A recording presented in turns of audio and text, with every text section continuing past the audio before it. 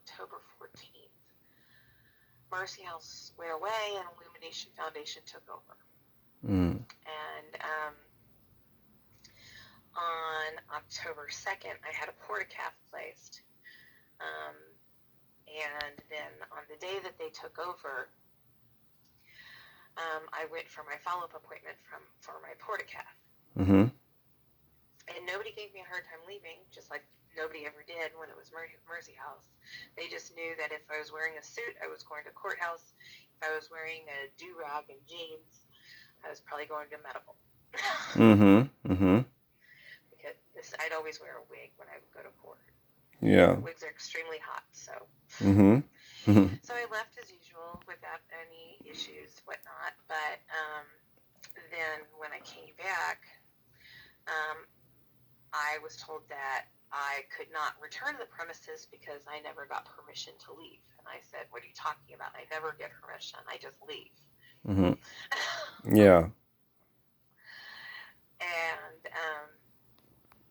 so then they said that I couldn't leave without getting permission. And I said, how am I supposed to do that? I'm not allowed inside the main building. You're not allowed to do what? Protection. Right. You said what? You're not allowed to what? In the main building. I'm in a trailer. I'm isolated. Oh, I see. Got it. Mm-hmm. For my own protection. Yeah. Mm-hmm. And so then Got it. that Friday, October 16th, I had to go get labs for my pre-chemo. I always have to get labs 2 to 3 days before chemotherapy. Mm-hmm. At that appointment, I discovered that there was a problem with my portacath. Mm. So then they ordered a dye study. And so then, once again, when I left, nobody gave me any problems. But when I came back, they again said, well, we need proof of an appointment. And I said, what do you mean proof? I've never gotten proof of an appointment. They go, what, they don't give you another appointment card? And I was like, no, I have so many appointments, I have to just keep track of them. Mm-hmm. Yeah. I was like, you've got to be kidding me, you know? Mm-hmm. And then I was like, and what kind of proof would you want? I mean, I was getting labs done. It's not like I have the lab test results, and it's not like I don't go all the time. Yeah. I don't know what you mean by proof. Mm-hmm. They said, well, we need the doctor's office name, phone number, and a way to get a hold of them. And I go, if you called them, they're going to tell you that they can't verify that I'm a patient because that's a HIPAA violation. Mm-hmm. And I go, I'm not going to give you that information because I'm going to be just waiving my own HIPAA rights, and I'm not going to do that. Mm-hmm. And so they said that finally they said, well, no one's going to give you a hard time if you're going to medical appointments, because I was throwing a fit about, can you not tell I'm not bald? Can you not see my portacath? Mm-hmm. I certainly didn't put this in my chest on my own. Yeah. Right. And I go, I'm in a trailer. You can look in my file that I have breast cancer. It's well known. Mm-hmm. And I said I had to get labs in advance of my chemotherapy. And they said, well, when is that? And I said, next Tuesday. So Tuesday morning, October 20th, a staff member came to my trailer and said I was allowed to go to my dialysis, to which he replied, I don't get dialysis, I get chemotherapy. Wow. You know? Mm-hmm. And he said that I was allowed to go to medical appointments. But when I went to leave, I was stopped at the gate, and the security guard said no one was allowed to leave, that the facility was on lockdown. I said, I was like, are you kidding me? And I said, this is getting absolutely ridiculous, because I have never been given a hard time to go to medical appointments, you know? Yeah. And so then the security guard said, where are you going? And I'm sitting here, you're a security guard. You have even less business to know. And so I said, none of your effing business. I actually said the whole word, though. Yeah. Yeah. Mm-hmm. Because it's not. Mm-hmm. And so she relayed my comment to staff. And then after I was sitting there waiting for 20 minutes before staff would come to my car, Mm-hmm. the security tried to approach my vehicle without a mask on. And I said, don't you get near me. And Mm-hmm. then she realized that message on the radio as well. Oh, and she doesn't want anyone near her. And I said, I'm immune compromised, and Mm-hmm. you're not wearing a mask. Are you stupid? Mm-hmm. Hmm. And so then the staff finally came to my vehicle, and they told me to roll down my window because I only cracked it like a half an inch, Mm-hmm. and I refused. Mm-hmm. Because, and I also said, can you please step back? You're too close. Yeah. And then they said that the facility was on lockdown because people in the main facility tested positive for COVID-19. Mm. And so everyone was in quarantine.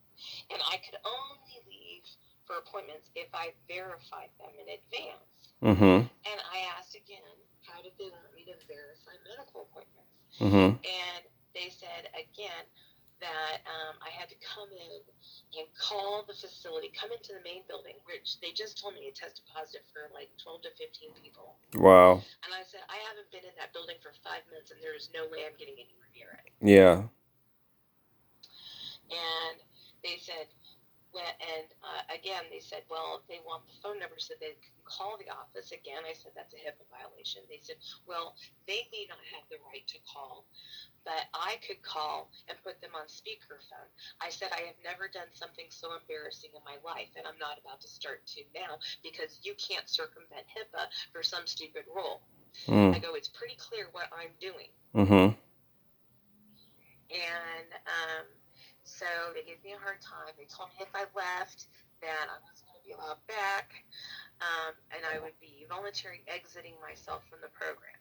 And I was like, I'm sure that's going to go over well with the Americans with Disability Act when you're exiting the cancer patient for going to chemotherapy. Mm. Wow. Awful. And so then they said that I had to come back with proof. Okay, and by now, I was just like completely beside myself. I went to my chemotherapy, and I asked my nurse towards the end, and I said, is there anything that you can give me that says that I was here today? And she comes back with a 2-page document that basically spells out the chemotherapy I got, the new prescriptions the doctor had prescribed for me, like detailed about the entire visit. Mm-hmm. And I kind of sighed and looked at that, and I was like, this is ridiculous. And I was like, you don't have anything less? Mm. Mm-hmm. And she said, well, I don't have really time to create something. I was like, I understand. Mm-hmm. And so against my better judgment, I got back to the facility. And when I passed the security guard, I handed him the 2-page document. The next day, I had to go get my prescriptions filled, the ones that had just been prescribed for me the day before from my chemotherapy, which if they hadn't lost that piece of paper, they would have known.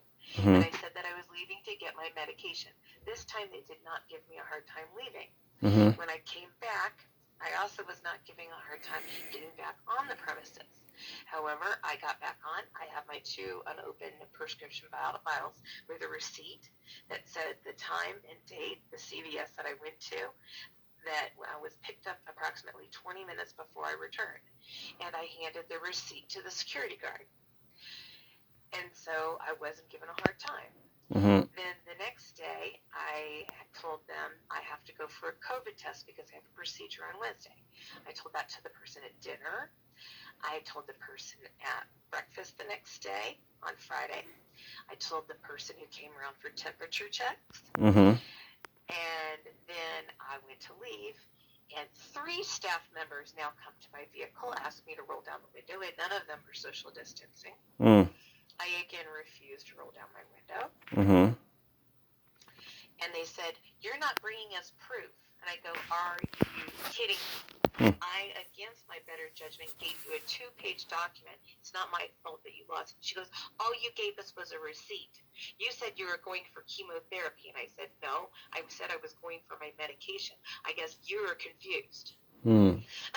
Uh-huh. Mm. And she goes, and a receipt's just not good enough. And I was just like, well, I don't know what kind of proof you want from me going to a pharmacy. Mm. Wow. It's terrible. And so I was like, you should want me to go get additional COVID tests. Okay, I have to go get COVID tests. So again, now there's 3 of them there. 3. Mm-hmm. And I go, but I have to have it done at this facility because I'm going to have my procedure done at this facility. Now, with 3 of them standing there, they said, well, if you're going to go for a procedure, we'll drive you. And I said, why? And I said, why in the world would I want to be in a small enclosed vehicle with another human being less than 6 feet away for more than 15 minutes when I can drive myself? That Mm-hmm. makes absolutely no sense, you know? Mm-hmm. And they said, well, it's our policy. And I'm like, well, whatever. I'm Mm-hmm. not going to get a ride by you. Just like I'm not going to take an Uber and I'm not going to take a Lyft. Mm-hmm. And so then they said that I needed to verify the appointment. So again, against my better judgment, because they're giving me shit, saying if I leave, I'm going to get exited again. Mm-hmm. So I call the hospital. We're on hold for a good 15 minutes. And we're listening to the hospital recording on speakerphone. And then finally, I got through to somebody who transferred me to another department, who transferred me to another department. And then I said, hi, I have an idiot here who wants me to verify my COVID test today. And she said, you have what? And I said, I have an idiot here that wants me to verify my COVID test today. And she goes, why? And I said, that's why I said they're an idiot. Mm. And she said, I'm going to have to put you on hold. So she puts me on hold again. Mm-hmm. And she comes back again. She goes, now what do you need again, hon? And I was just like, I have an idiot here Mm-hmm. who wants me to verify my COVID test today. She goes, your last name? And I go, Smith. She goes, Constance? I said, yes. She said, yes, at 10:55. And I said, thank you. And I hung up the phone. And then and that wasn't enough. That just wasn't enough. She goes, well, how long is it going to take? And I'm like, I have no idea. It's drive-through testing. Do you think I can predict how many cars are going to be in front of me? Yeah. No, I have no idea. Mm-hmm. And I go, this is ridiculous. And I had so many tests in a row because of problems with my port and just different things. Mm-hmm. That I actually hadn't been working. And I said, are you going to give me crap like this as well and when I go to work? Mm-hmm. And they said, if you work, you're exited. Like, just like that. Like, right. Like, it doesn't matter that I don't get general relief and I rely on work for money. Mm-hmm. That's awesome. Are you serious? Mm-hmm. Just no and they're like, no, you are going out of the facility and you're bringing it back, or you are at risk for bringing it back. And I go, I am at greater risk than anybody else on the face of the planet right now, or other people that are undergoing chemotherapy as well. I go, if I get it, I die. Okay? Mm-hmm. And I go, do you think I am not overly protective of my own health? Mm. Anyway, so then remember there was 3 people there. Mm-hmm. Now, in the meantime, because I was completely over this, I had gotten in touch with Heidi. Mm-hmm. Heidi got me in touch with a few other people. Mm-hmm. And one of them started being the go-between with management here at the facility. Mm-hmm. And meaning that instead of me having to scream and yell and get shit done, she was being the advocate for me. Mm-hmm. Which also kind of tells people that, yes, I am contacting attorneys. Please don't mess with me, right? Yeah. And so, remember, there was 3 staff people there. Mm-hmm. I told them that all and threw a fit about my procedure on Wednesday. And so then, Wednesday, I go get in my car, and I get stopped again. And this guy comes out, and I've never seen him before. And he goes, I'm Charles or whatever. I am the site lead today. And he's got his hands up in the air. And he goes, Constance, you never bring us proof. I'm like, I'm not even going to get in with it with you. And I go, hold on, let me record this. So then he goes, I'm going to record it too. And I was like, okay. And so he goes, this is so-and-so, and I'm here with Constance, and she's going to tell me that she's going to bring back proof of her appointment. And I said, oh, no, I'm not. Uh-huh. And then I got my recording going. And I said, it is my understanding that you want me to prove to you that I have a medical appointment today related to my cancer diagnosis. And he goes, yes. And I was like, let me guess, you are wanting the facility, the provider's name, the date and time, and what treatment I'm going to get. And he goes, yeah. Mm-hmm. And I go, would you agree that violates HIPAA? Well, I don't know anything about that. Mm-hmm.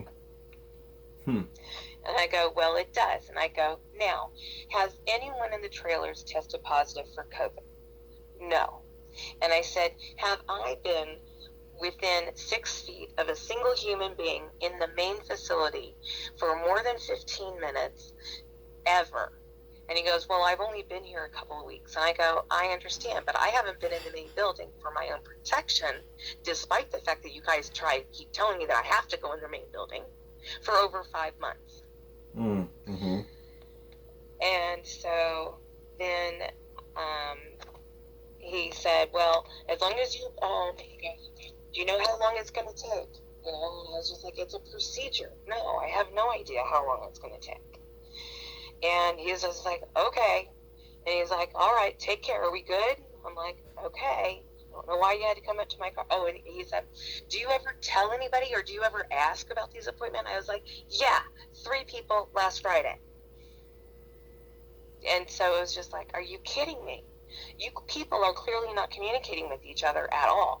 Same thing happened when I came back. Mm-hmm. I was just pulling in the driveway, and I had just called a doctor to discuss my blood pressure because at my procedure that day, my blood pressure is clearly uncontrolled.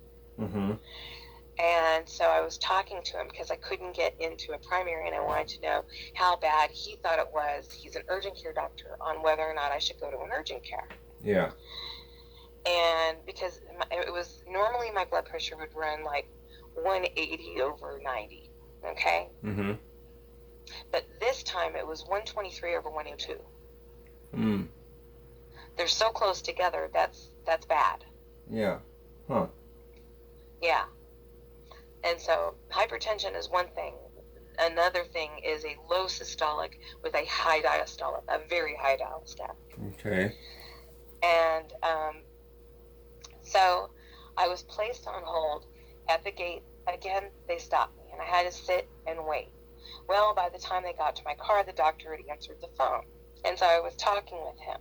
Mm-hmm. And so now they're getting irritated that they're waiting on me. And I'm sitting here thinking, serves you right. You've made me wait every single time I've tried to leave and come. Mm-hmm. You know? And Yeah. so I finished my conversation with the doctor. And then I cracked my window. And she goes, who gave you permission to leave? I'm like, are you kidding me? I go, I don't know how many people I have to talk to for you people to get things straight. And I was just like, today specifically, I suppose it was Charles. And I go, but 4 people knew about it. Mm-hmm. She goes, because you need to bring back proof, and you need to get permission before you get the same thing. Permission, proof. Uh-huh. You know, and I'm just not going to violate my HIPAA rights. And so I hold up my 3 wristbands, my one from the hospital, and my one latex allergy, and my other allergy band. And I go, is this enough fucking proof for you? Mm. You know, Mm-hmm. of course I didn't give it to her, but I mean, it was like, are you serious? Yeah. The way you're treating me is like I'm lying, just making shit up. Wow. It's terrible. And so that was pretty much, that was yesterday. Mm-hmm. It doesn't seem to be ending. Mm. Today, one of the attorneys called me to get some more information. Mm-hmm. And she said, how many appointments do you have a week? And I said, at least 2, sometimes 3 or 4. Mm-hmm. But always at least 2. Yeah. Because one's for labs, the other's for chemo. Mm-hmm. One's for labs, one's for chemo. And like this coming week, my PT and PTT tend to get low during my nadir, and my gums have been bleeding, but now they're swollen because they've been bleeding, and so now I have really bad gingivitis, and I really need to get them cleaned because my mouth is hurting. Mm. Does that make sense? I'm not a doctor, but this sounds like you need help. Yeah. Yeah. So I'm going to a dental appointment this week and my labs. Mm-hmm. My chemo was skipped a week or skipped 2 weeks because my last one was still the high guns, if you will, on the chemo. I'm going to 4 months of weekly starting next Tuesday. Mm. And so I said at least 2, sometimes more. I said I also have to get a new primary care provider because I need to get my blood pressure under control, and I don't know if I need to be going to a cardiologist. Yeah. Oh, and that was the other thing that the urgent care doctor did for me, is he called in a prescription for a blood pressure machine. Neither one of us know if it's covered by my insurance. Mm. But I'll call the pharmacy before I go pick it up. But Mm. apparently I'm probably not going to be able to get it because, a receipt's just not good enough. Wow. Jeez. I mean, and my blood pressure, I can tell, and my GI, I have been having more nausea, more vomiting, more GI upset, Mm-hmm. and all this stress is not helping at all. Oh, of course not. I mean, the dimpling, I'm not trying to be too grotesque or whatever, Mm-hmm. the dimpling on my chest had gone away. It's coming back. Mm. That means the chemo's not doing what it's supposed to do anymore. Wow. And I think it's stress. Yeah, well, stress, I'm just reading actually today about how stress, obviously, it hampers your health, so that wouldn't be surprising if that was the case. Yeah, that's I not. mean, other than the fact that the day they took over, they lost every single, from my laundry, they lost every single pair of jeans I own. So I don't even have a pair of jeans. Oh, wow. Not one. I can't go to work, so I can't afford to even buy them, even if I could sneak out after my appointments and shove it in my bag somewhere so they didn't go, ha, you went to the mall. Mm-hmm. Yeah. Wow. You know? Mm-hmm. Well. And so they lost my only 3 pairs of jeans that I had. Mm-hmm. They lost my blanket. They lost my bath mat because I need it's a very slippery floor and it's hard for me to get in and out of the shower without the bath mat. Mm-hmm. But they lost that. I can't get a new one of those. Wow. And so on top of that, when they told me that I couldn't work, I had to cancel some work. Mm-hmm. Because I picked up work for Monday and Tuesday. Uh-huh. And so I do what's called appearance attorneys. I appear for other attorneys who can't appear. Mm-hmm. And so I had to cancel them. Well, if I cancel an assignment and they have to repost it and then they have to pay someone else a higher fee than what I accepted the assignment for, I owe them the difference. So not only did I lose money by not being able to work, I actually had to pay them. What? Wow. Yes. That's crazy. And so far, they have cost me close to $700 since they've taken over here. Enormous amounts of stress, Mm-hmm. a clear negative turn on my health. Mm. Wow. So you're connected with an attorney now, you said? I'm sorry? You said are you connected with an attorney now to get help, or? Yeah. Mm-hmm. Actually, I'm connected with 3.